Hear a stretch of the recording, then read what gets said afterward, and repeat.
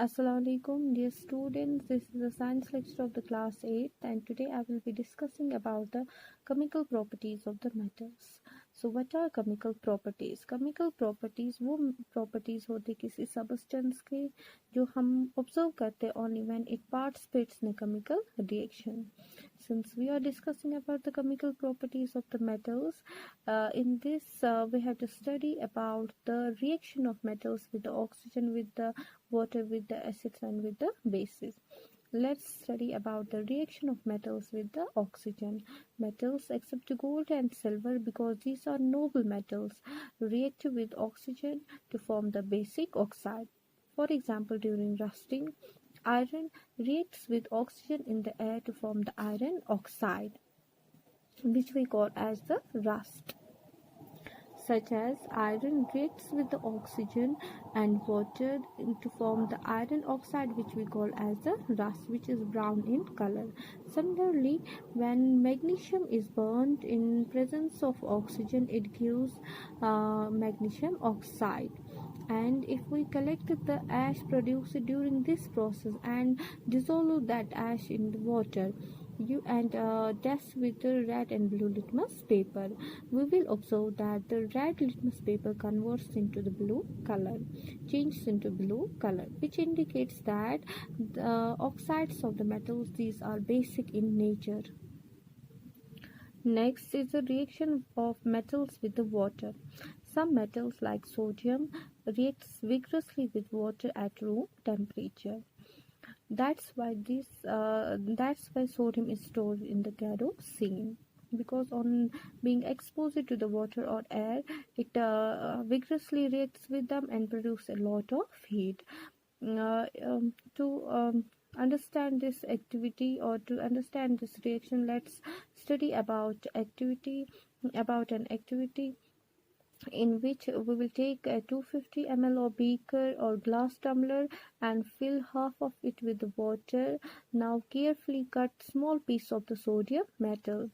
Dry it using the filter paper and wrap it in a small piece of cotton. Put the sodium pieces or sodium pellets into the water, into the beaker. Observe carefully when the reaction stops. Touch the beaker and you will see that the beaker is hot, which means that sodium has reacted with the water and produced a lot of heat. Thus, this exothermic reaction. If we test this solution with the litmus papers, you will find that the red litmus paper changed into blue color, which means that oxides of the metals, these are basic in nature. Next is the reaction with the acids. When metals react with acids, they produce the hydrogen gas.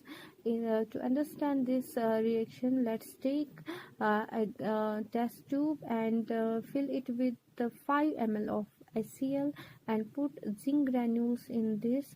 After some time, bring the burning matchstick and you will hear a pop sound.